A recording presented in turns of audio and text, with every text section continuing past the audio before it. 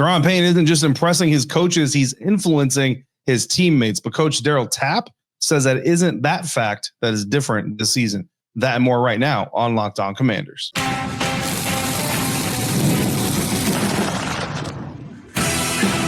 You are Locked On Commanders, your daily podcast on the Washington Commanders. Part of the Locked On Podcast Network, your team every day.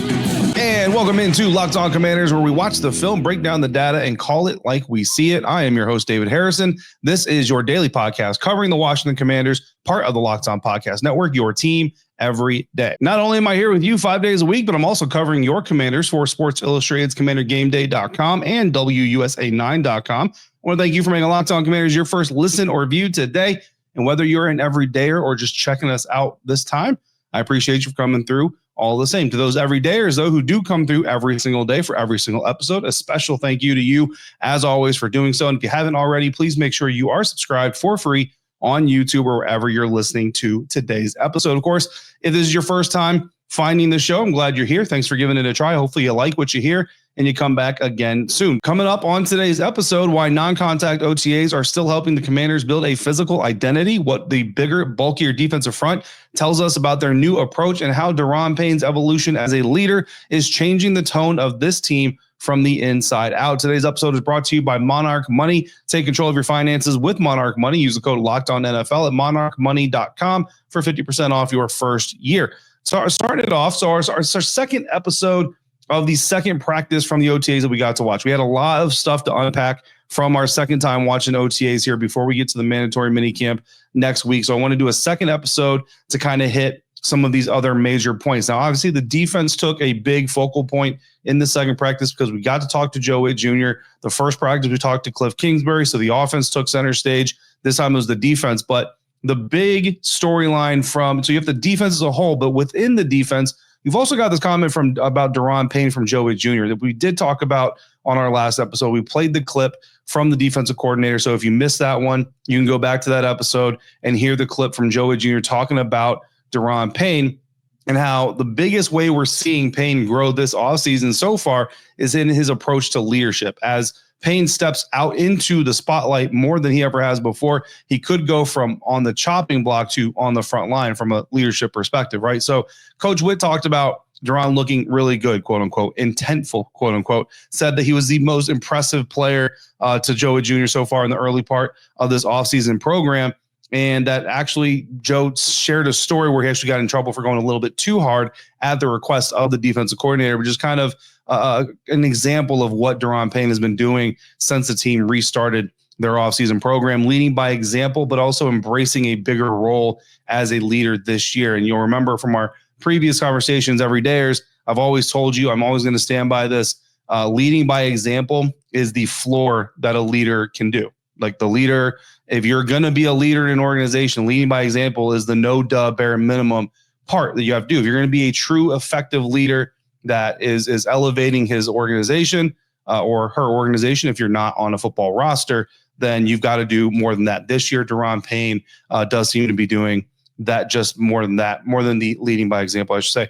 But according to Darryl Tap, that's not necessarily new. It's just maybe a little bit louder. Here's what Daryl Tap, Washington Commanders defensive line coach, had to say about Daron Payne on Thursday when we got to speak to all the assistant coaches out in Ashburn. Well, Daron is the alpha male in the room. Daron was always a leader. Let's not get that confused. He's always been a leader. But his style of leadership last year was more see me do what I do. He leads by action. I challenged him this year to be a little bit more vocal, but still doing the exact same things he was doing. And sure enough, he's taking that thing and run with it. He's making corrections to the guys before I even have a chance to. And for Daron, I think that him having an opportunity to be in the same scheme twice, be around myself, Kerrigan, Sharif Floyd for a second consecutive year, and understand that the same people we were day one last year, the same people we are this year, and then understanding Coach Whitt's scheme has freed him up to be the player that we all envisioned that he would be. Year one in a scheme for coaches and for players is tough. And they did a really good job with that, learning on the fly last year and applying it. And we was able to use that to make a run last year. So for him, it's not so much now about us trying to paint a picture of like how we're going to use you and how things come together. He's seen it. Mm-hmm. So now he's able to be free, practice free, and we're seeing the best version of him since we've been here come to life now. All right. So once again, that was defensive line coach Darryl Tap speaking about Daron Payne, and, again, saying that he's always been kind of that leader by example. And that's something that Daron talked about after practice on Wednesday. Said, quote, just trying to show the young boys how to do it by doing it, end quote. And certainly, again, there's absolutely value in doing so. But for Daron Payne to have a ultimate influence on his teammates, on the roster, on the team overall, he's got to do more than that. And this year, it's good to hear that he's doing a little bit more than that. Than he was before. Darryl Tap talking about practicing faster, looser, more freely in year two of a scheme. I think that's something that's very important. We talk about it a lot with younger guys, right? Like Mikey Sanders still year two, Luke McCaffrey year two, Jaden Daniels year two, what that can do for these young players. But veteran players playing in a new scheme, I think it's important to remember that can have the same kind of impact. And you like hearing Daron or hear the fact that they're saying Daron is making corrections before the coaches even do. It's taking that next extra effort to say, listen, we don't need the coaches to tell us where to go. They've already told us where to go. It's now on us. It's soldiers leading soldiers. That's exactly how you want to hear these things being done. And then that vocal leadership complementing his example-based style. I don't expect to get more vocal Daron Payne to the media, right? I think that we're probably going to get the same kind of quiet, reserved Daron Payne to the media, but I think Daron understands you have to be a little bit more careful what you say to the media than you do, in the meeting room and so on and so forth. So it's interesting because as you get to each layer, right, like a media member would tell you Daron is pretty quiet, really reserved dude. Joe Whitt Jr. will tell you he's usually pretty quiet, but he's definitely come out of his shell. And then Daryl Tap will tell you, no, he's not that reserved. He's not as reserved as you might think he is. But again, every single one of us sees him at a different layer, at a different level, at a different intimacy level. So it just kind of shows you the full layer of a human being, and especially a player like Daron Payne. So it's more, and it's important to remember, we had the chopping block conversations a couple of times this offseason. I made the chopping block reference here at the beginning of this episode, but that's an external narrative, right? Not necessarily an internal one. In fact, after that interview clip that you saw, there's John Duran of WSA9 interviewing Daryl Tap for us out there. I actually talked to Coach Tap on the side a little bit, not off the record conversation, so I can kind of share the notes of what we talked about, but it wasn't necessarily recorded conversation. But just his embracing of Daron Payne being a leader, and he was a little bit surprised that people didn't really think of him as that kind of a guy, because he said, like you said in the clip there a little bit, but he's been that guy since going back to last year, and taking that next step to where now he's not only that vocal guy in the room, maybe that alpha in the meeting room, but also taking that tone, setting that tone with his voice. That's really the next evolution of a guy like Daron Payne. But the real question is whether or not the rest of his rebuilt defensive line is going to be able to hold up against some of the best rushing attacks in the NFL in 2025. That's next on today's episode of Locked On Commanders, part of the Locked On Podcast Network, your team every day. Before we get to how Washington is reshaping its defense with size and intent, let me ask you a question brought to you by Monarch Money. Today's episode of Locked On Commanders is brought to you by Monarch Money. Have you ever checked your bank account and thought, where the hell did all my money go? I certainly have. Between food delivery, online shopping, and whatever I forgot I subscribed to last year, it's easy sometimes to lose track. Well, that's where Monarch Money comes in. This isn't just another budgeting app. It's like hiring a personal chief financial officer. Monarch brings all your accounts, investments, and spending under one clean dashboard so you can stop reacting to your money and start owning it. When I started using Monarch Money, I saw instantly how much I was spending on food delivery. No judgment, but yeah, changes were absolutely made. It's the kind of insight that helps you actually build smarter spending habits. And if you manage money with a partner, it makes the process a lot less stressful. So take control of your finances with Monarch Money. Use the code LOCKEDONNFL at monarchmoney.com for 50% off your first year. That's monarchmoney.com, code LOCKEDONNFL for half off your first year. The Commanders bulked up this offseason, but are they building brute strength or just adding bigger bodies, right? We kind of talked about this earlier in the offseason from a pure past evaluation perspective. That's really all we have, right? We can look at Deatrich Wise and his New England Patriots run stats and tape and things like that. Javon Kinlaw from the Jets and the 49ers, things like that. But we didn't really get the opportunity until that first OTA practice. And then really in the second OTA practice, the first time we get to see 11 on 11s and run plays and run defense executed, at least to the allowable limit that they are. And we got to see kind of what this Commanders defense with these new pieces is going to look like a little bit. And it does kind of signify maybe a little bit of a shift in the approach to the way the Washington Commanders are going to play run defense. So now that we've got some practices under our belts, now that the coaches have gotten their hands on these players, we've got more of a clarified vision. I wouldn't say we've got the clearest vision, right? Certainly still things to learn and glean from this team as much as we possibly can. They very deliberately don't show us everything, so we're not going to get every single thing. But I do think we have a better feel for what this roster is going to look like, what this team is going to look like with these new additions. But here is, again, defensive line coach Daryl Tapp talking to John Duran of WSA 9 about that run defense. As you know, in the NFC East, all these coaches believe in running the rock. So, especially the guy up there in Philadelphia, like, he gave us some issues last year, as well as everybody else. So we had to find ways to be able to counteract that. The scheme is going to take care of itself, but you got to have the players in place to go ahead and help that holistically out. So the addition of Kinlaw, who's my guy from San Francisco, big violent dude. The addition of Deatrich Wise, who's been around the block a long time, big, long, athletic, stout guy, all of the above. And then a guy in Jacob Martin who's a little bit compact, a little bit shorter, but he's rocked up too. So adding those guys to the mix with the guys we already have here in Daron and Jerzon and Big Carl Davis and Sheldon Day and Devontae Jean-Baptiste and Cleveland Ferrell, like, it's a really good mix of guys that have size, that are versatile, that are smart. It's going to help us put us in a good position to make some plays this year. All right, once again, that was Daryl Tapp, defensive line coach for the Washington Commanders, talking about kind of trying to get better in that run defense, right? And going to get bigger and longer up front and how they're going to do that with some of these newcomers on the roster, but also bring it up there towards the end. You know, don't forget they're mixing in with the existing guys like Jerzon Newton and Sheldon Day that are returning to the roster. But let's talk a little bit about these newcomers individually, right? Javon Kinlaw. There's been a lot said about his injury history, and certainly the injury history is something to be aware of. And obviously the team did their homework and did their medicals. Like, every player before they sign a new contract has to clear at least medicals, or the team has to at least be aware of the medical quote unquote issues that are there and be okay with accepting them, kind of like how they did with Marshall Lattimore. They traded for him knowing he was in the midst of recovering from a hamstring injury. So, no surprises and all that stuff there. But you also, if we're gonna hinge or get stuck on a little bit on the injury history, we have to also get stuck a little bit on the upside, right? Remember, he played well for the San Francisco 49ers when he played. The issue really that derailed his time with the Niners was that injury situation. Goes to the New York Jets, and essentially they're asking him to play kind of a different style of football. He bulks up to kind of take on those double teams a little bit better, in his own words. But then coming here, right, something that I got to ask him in his introductory press conference is he's actually slimming down a little bit to get more dynamic, get back to the kind of his original style of game.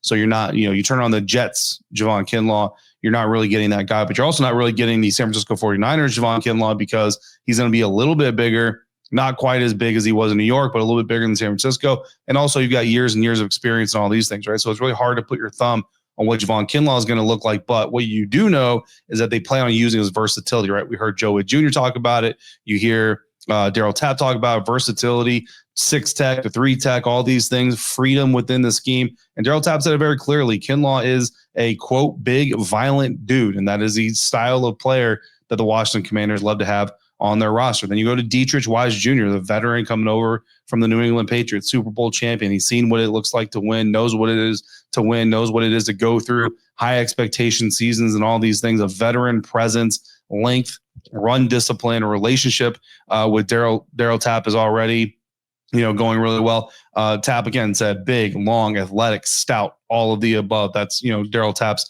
own words. And these are things that if you saw the interview with Deatrich that we had last week on the show, which if you didn't, highly recommend you go back and check that out. Very good conversation with him.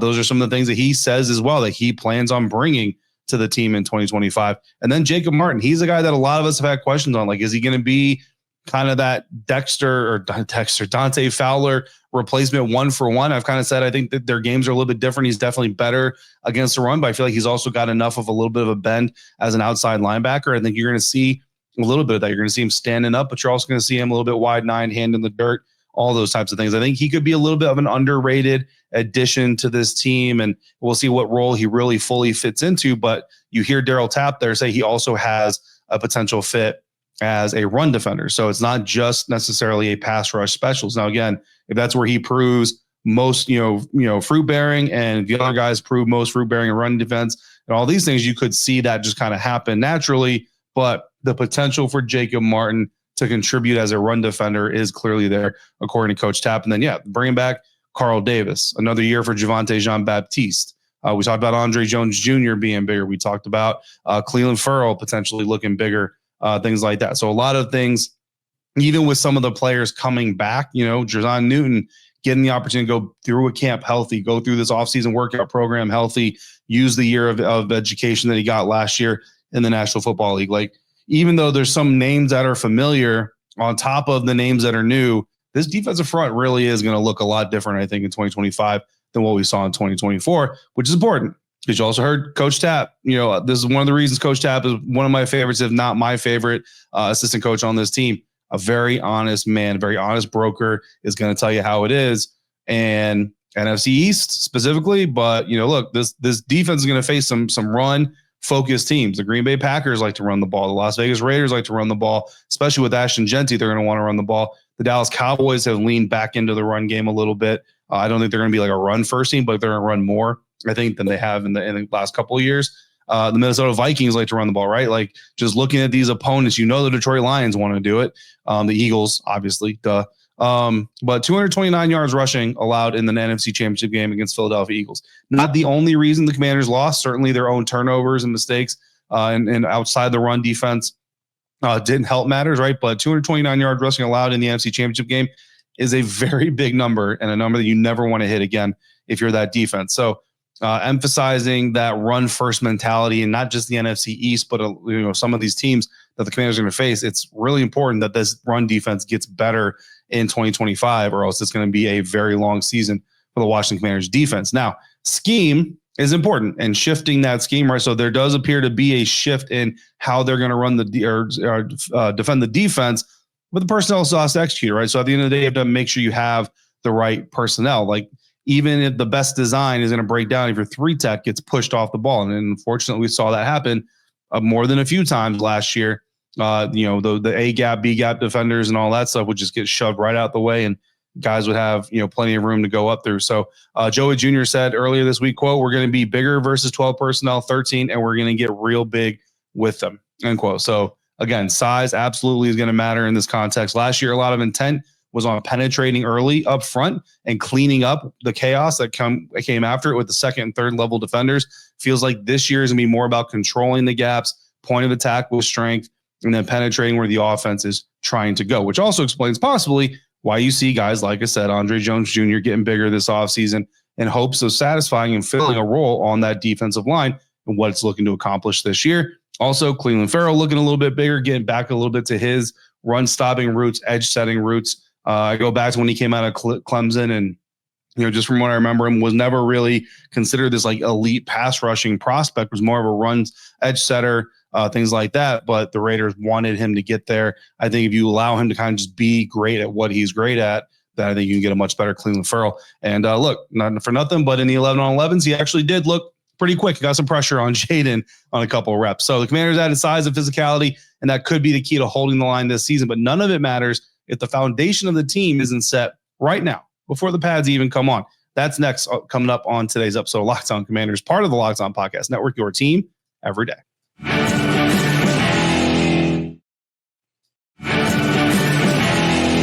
The approach to OTAs in Washington is full contact. Calm down. Nobody's getting fined here. Mentally, it's full contact. It's about building intelligence, rhythm, and toughness without breaking the rules, coloring inside the lines, or more importantly, without breaking players' bodies. So we talked about this on the last episode. Why is running the ball in non-contact phases of the offseason program still important, right? We talked about the process of teaching. I talked to Anthony Lynn a little bit about how you teach young backs, and he really said he teaches all the backs, young backs, veteran backs alike, really kind of the same way on how you sift through the traffic, sift through the noise, find the spot that you want to get to, and getting that training, getting that vision early, even though there's no pads, even though there's no hitting, you see that traffic, you have to navigate through it.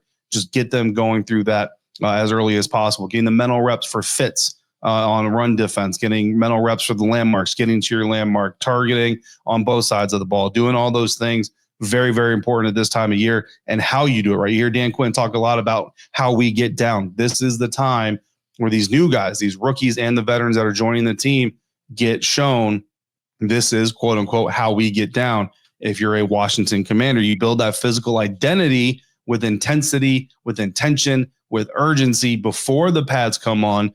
And then when the pads come on, that intensity is already there. Now you're just able to exercise it a little bit more, right? Last year's practices were already intense, but there's not a second of time wasted. There's not a drop of sweat wasted at any Washington Commanders practice. But this year seems to ramped up a little bit more, right? Like don't be wrong. 100% of what they're doing is valuable last year. So you can't go above 100%. I know we like to say like 110% and all that stuff, but reality, you can't go above 100%. But there is a sense that it's a little bit even more intense this year compared to last year. I think that it's coming because increased effort is born from increased expectation, even internally expectations, right? Not saying that they're saying we should be Super Bowl team, looking far ahead, all that stuff. But last year was really about establishing a culture, discovering who they were as a team.